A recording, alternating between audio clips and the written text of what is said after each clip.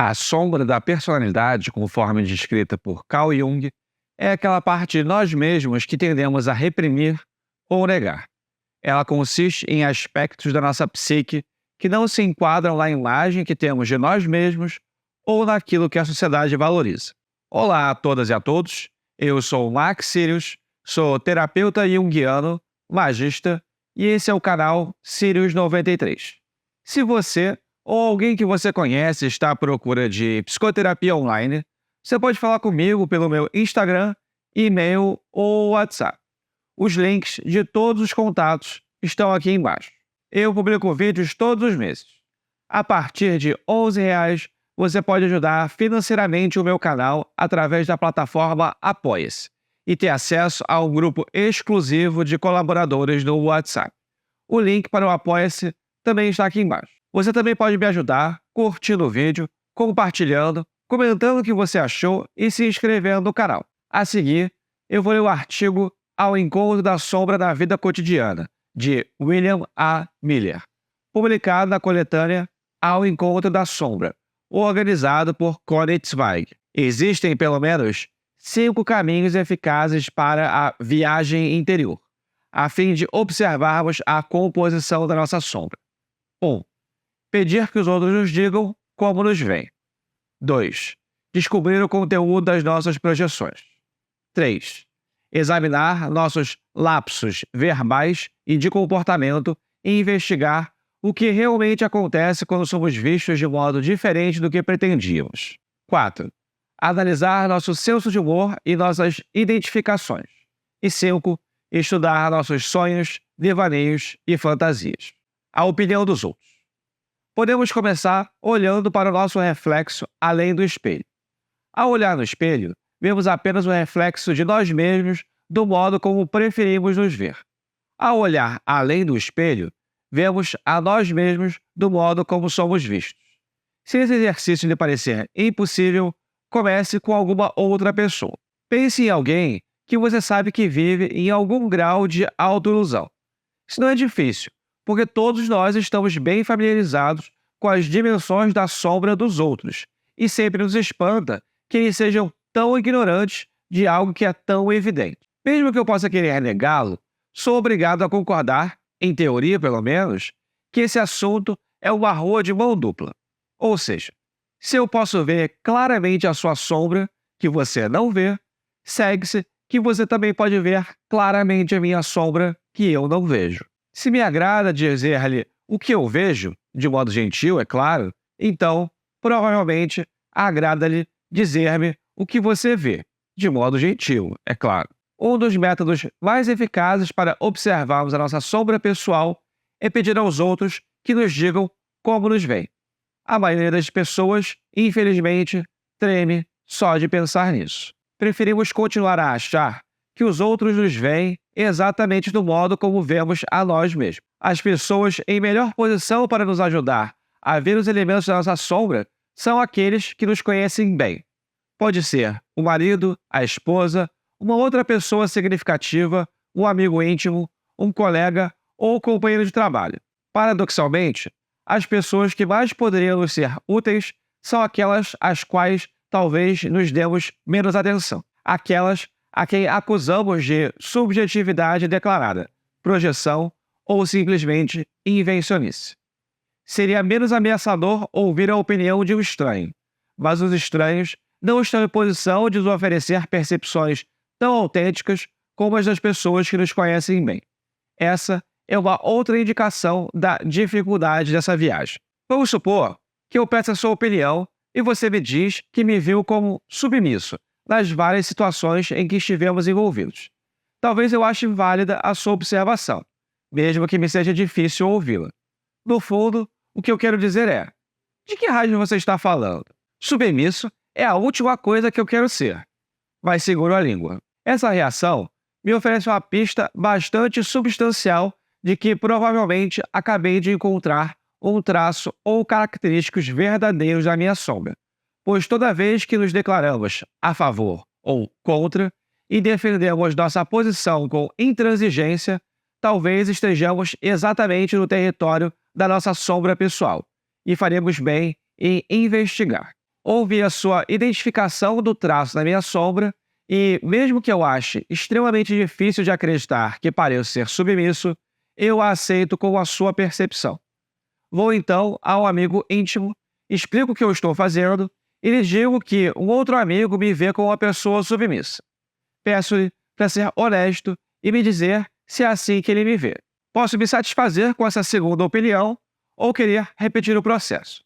Em todo caso, se sou sincero na minha jornada para dentro de mim mesmo, vou querer saber o máximo possível, de um modo ou de outro. Quando duas ou mais pessoas, independentemente, dizem que veem em mim um certo traço da sombra, eu faria bem em acreditar nelas e explorar o assunto com mais profundidade. Nossas projeções.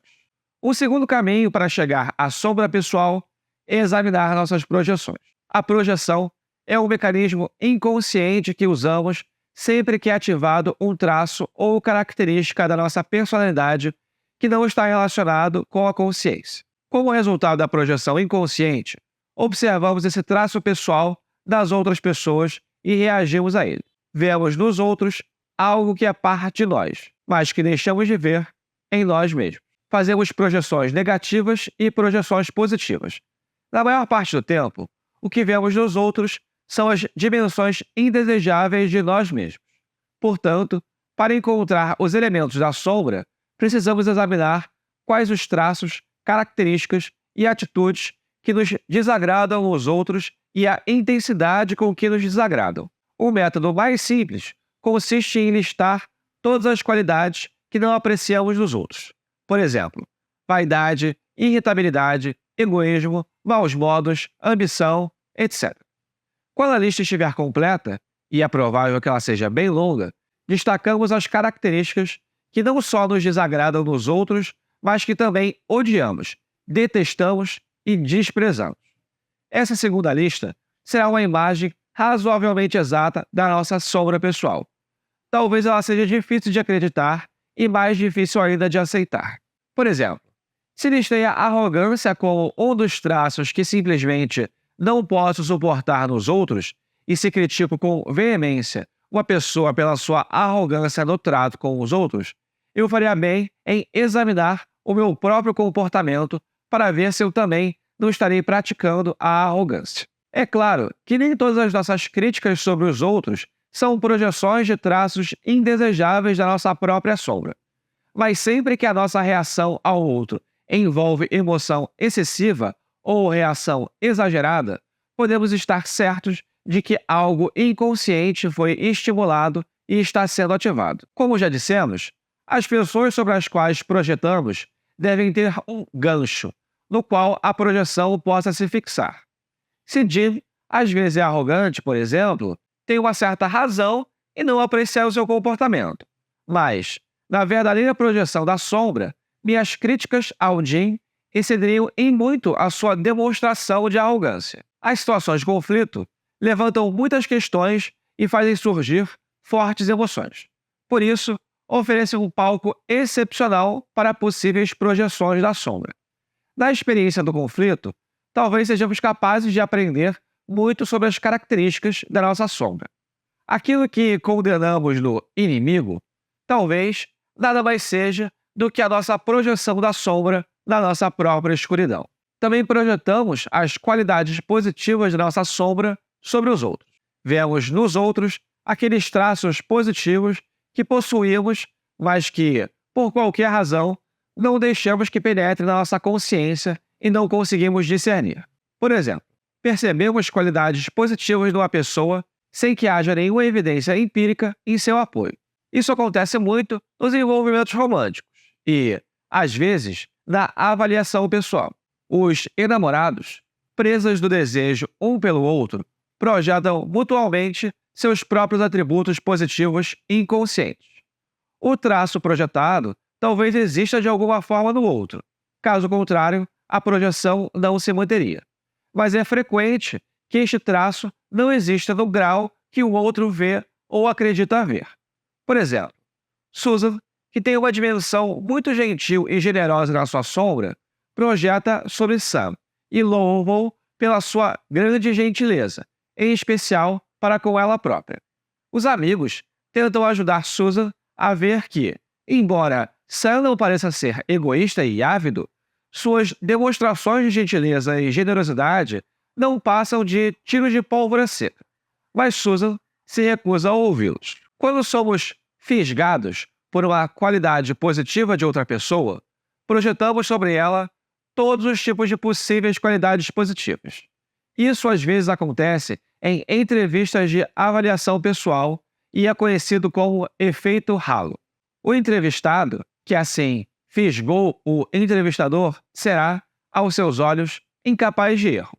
O entrevistador, que aurelou o entrevistado com qualidades positivas, não percebera as fortes evidências em contrário. Esses exemplos demonstram situações indesejáveis, mas, de todo modo, comprovam o poder da projeção positiva. Portanto, faria bem em perceber as presenças das dimensões positivas potenciais na nossa sombra, bem como as negativas. Nossa tendência é enumerar as qualidades que admiramos e admirá-las profundamente nos outros. Por isso, quando nos ouvimos dizer "Ah, mas eu nunca conseguiria ser tão bom assim", faremos bem em investigar esses traços, pois eles são, sem dúvida, uma parte da nossa sombra dourada, nossos lapsos. O terceiro caminho para chegar à sombra pessoal é examinar nossos lapsos verbais, lapsos de comportamento e comportamentos equivocados. Os lapsos verbais são aqueles erros de linguagem não intencional que nos causam um sem fim de embaraços. Quando dizemos que, entre outras coisas, a sombra é tudo aquilo que gostaríamos de ser, mas não ousamos, preparamos o palco para o aparecimento da sombra através desses fenômenos. Essa é a última coisa que eu pretendia dizer. Ou, não acredito que eu tenha dito uma coisa dessas. E desculpas semelhantes demonstram que, enquanto a consciência propõe, a sombra geralmente dispõe. Por exemplo, Anne foi ensinada a sempre dar a mais caridosa interpretação a tudo que os outros fazem. Sua amiga Chris decidiu tornar-se manequim aos 60 anos de idade e matriculou-se numa escola de modelos. Anne queria elogiá-lo, embora, no íntimo, achasse a ideia ridícula. Sua sombra lhe disse como aquilo era ridículo quando Anne, querendo congratular-se com Chris pela sua decisão, disse-lhe: "Tenho certeza de que você vai ser uma fantástica pinguim." É claro que Anne quis dizer manequim, mas como não tinha percebido exatamente o quanto criticava a decisão de Chris, ela, ou sua sombra, disse pinguim. E isso era o que Anne realmente pensava da situação. Lapsos de comportamento talvez sejam ainda mais reveladores. Parece, às vezes, não haver explicação alguma para o comportamento aberrante de uma pessoa. Alguém diz: "Não sei o que deu nele. Nunca vi esse homem agir desse jeito." O comportamento parece totalmente estranho ao que se percebe da natureza e do temperamento geral da pessoa. E todos, incluindo ela própria, ficam aturdidos com a experiência. Um outro tipo de lapso ocorre quando a pessoa é vista de modo diferente ao que pretendia. Por exemplo, a conferencista pretendia mostrar-se exatamente simpática à sua plateia. Depois da palestra, dizem-lhe que ela foi sarcástica do começo ao fim. Uma mulher modesta e tímida ofende-se com os avanços dos homens numa festa. Ela não percebeu que estava lançando olhares convidativos a todos eles. Um homem é convidado a fazer um breve discurso homenageando um colega num jantar. Fica totalmente confuso quando a esposa lhe diz que suas observações humorísticas chegaram a ser ofensivas. Em situações como essas, que certamente são experiências comuns a todos nós, é-nos dada a oportunidade de fazer a viagem interior para descobrir mais sobre nós mesmos e nos beneficiar das descobertas. Podemos optar por fazê-los ou não. De nada nos servirá rir desses lapsos, assumir uma atitude defensiva, racionalizá-los ou varrê-los para debaixo do tapete. Enfrentá-los corajosamente nos permitirá discernir a escuridão da nossa sombra e também nos enriquecerá com uma compreensão mais profunda de nós mesmos. Essa, por sua vez, irá vetar os lapsos embaraçosos, inconvenientes ou perniciosos, nosso senso de humor e nossas identificações. Um quarto caminho da busca da sombra pessoal é o exame do nosso senso de humor e da nossa reação ao humorismo em geral. Sabemos que o humorismo pode ser muito mais do que se aparenta. Na verdade, é muito frequente que os gracejos sejam manifestações das verdades da sombra. As pessoas que negam e reprimem com veemência a sombra em geral são destituídas de senso de humor e acham poucas coisas engraçadas. Consideremos, por exemplo, aquela velha história dos 3 padres de uma cidadezinha que fazem reuniões de trabalho semanais. Quanto mais se encontravam, mais crescia sua intimidade e mais confiavam uns nos outros. Um belo dia, decidiram que haviam atingido o nível de confiança mútua que lhes permitia confessar seus mais graves pecados e compartilhar a culpa. Confesso que roubo dinheiro dos donativos, disse o primeiro. Isso é mal, disse o segundo, que então confessou. Meu pecado mais grave é que estou tendo um caso com uma senhora da cidade vizinha. O terceiro padre, ouvindo a baixeza dos outros 2, declarou: Ah, queridos irmãos, preciso lhes confessar que o meu pecado mais terrível é a tagarelice. Mal posso esperar pelo fim desta reunião. Muitos de nós riem com o final dessa história, porque é engraçado. Isto é o que dizemos. Porém, mais do que isso, essa história fisga o elemento tagarela da nossa sombra, e adoramos nos identificar com a satisfação que o terceiro padre sentirá ao divulgar os pecados dos 2 colegas. É claro que sabemos que é errado, e certamente nós não o faríamos, mas lembremos que, entre outras coisas, a sombra é tudo aquilo que não ousamos ser, mas gostaríamos de ser. Achar essa história engraçada nos permite, realmente, perceber a nós mesmos com um pouco mais de clareza. Por outro lado, a pessoa que nega e reprime a sombra não vai achar graça nenhuma na história. Pelo contrário, vai emitir uma opinião severa sobre o acontecido. Vai chegar à conclusão de que não tem graça nenhuma. É uma vergonha. É um sinal dos tempos devassos em que vivemos. Os 3 padres merecem castigo, etc, etc. Sabemos que é de extremo mau gosto rir da dor ou da desgraça alheia. Ainda assim, achamos tremendamente engraçados os tomos da pessoa que está começando a aprender a patinar no gelo. Há muitas décadas, uma das cenas que mais divertia os frequentadores de cinema era a clássica queda resultante do escorregão numa casca de banana. Rimos dos infortúnios do palhaço. O humor dessas situações desperta nosso riso conforme o sadismo reprimido em nós encontra expressão. Examinar aquilo que achamos engraçado e jocoso ajuda-nos a alcançar um maior autoconhecimento. Podemos observar a magnitude e a intensidade da sombra nos eventos esportivos, em especial nos esportes em que há contato físico. Um comportamento que provavelmente acarretaria multa ou prisão em qualquer outro cenário torna-se aqui apropriado, encorajado e até mesmo aplaudido. Sugestões que se aproximam do assassinato são feitas por pessoas normalmente pacíficas. Certa vez, quando eu assisti um campeonato de luta livre para fazer uma pesquisa sociológica, vi um grupo de senhoras idosas. Fiquei tão fascinado com o comportamento delas que esqueci de fazer minha pesquisa. Eram senhoras normais, até que os lutadores subiram ao ringue e a luta começou. Aí, elas se punham de pé, agitavam os punhos e gritavam: "Mata esse desgraçado! Quebra o braço dele!" Essa expressão indireta da agressividade da sombra era a ordem do dia. Nossos sonhos, devaneios e fantasias.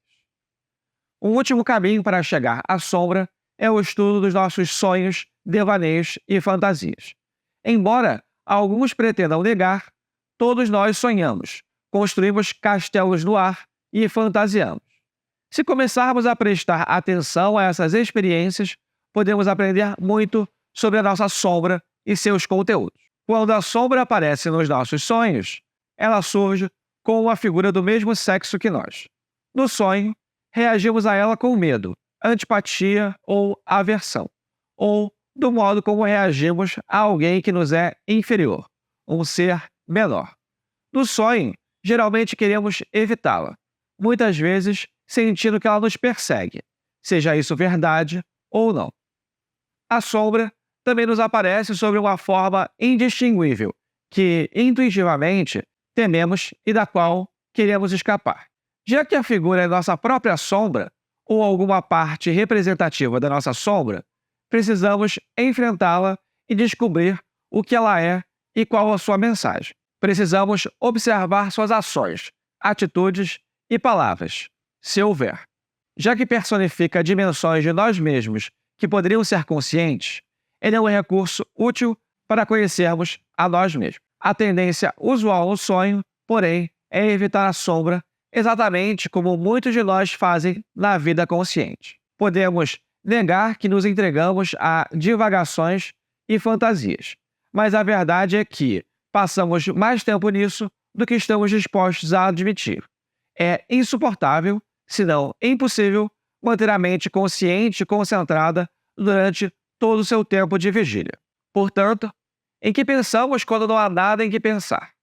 Para onde escapa a nossa mente? Quais as imagens e fantasias que nos invadem no nosso pensamento? As divagações e fantasias podem ser tão contrárias à persona que vestimos que talvez nos assustem. Não temos a menor intenção de admitir para os outros qual a afeição que elas têm e muitos de nós sequer as admitem para si mesmos. Mas, ao negar a sua existência, perdemos uma outra oportunidade de conhecer a nós mesmos, pois descobrimos nas nossas divagações e fantasias os pensamentos, planos, sonhos e esquemas que somos incapazes de aceitar num nível consciente. São com frequência fantasias de violência, sexo, poder e riqueza. Fantasias com o ouro e devaneios de enriquecimento, onde nos vemos como aquele que alcança o impossível. A sombra está pronta para compartilhar seu ouro conosco, se a nossa vontade for encontrá-la e refletir sobre ela. Podemos concluir que entrar na nossa própria sombra é um processo muito pessoal e construirá para cada pessoa uma experiência diferente. Cada um de nós deve seguir o seu próprio método para entrar na sombra e conhecê-la. Embora seja impossível estabelecer um caminho genérico para essa jornada interior através da sombra, esperamos que nossas recomendações possam ser proveitosas. Muito obrigado a você que ficou até aqui. Se for da sua vontade, curta o vídeo, comente o que você achou e compartilhe com quem gosta desse tipo de conteúdo. Se você ou alguém que você conhece está à procura de psicoterapia online, você pode falar comigo pelo meu Instagram, e-mail ou WhatsApp. Os links de todos os contatos estão aqui embaixo.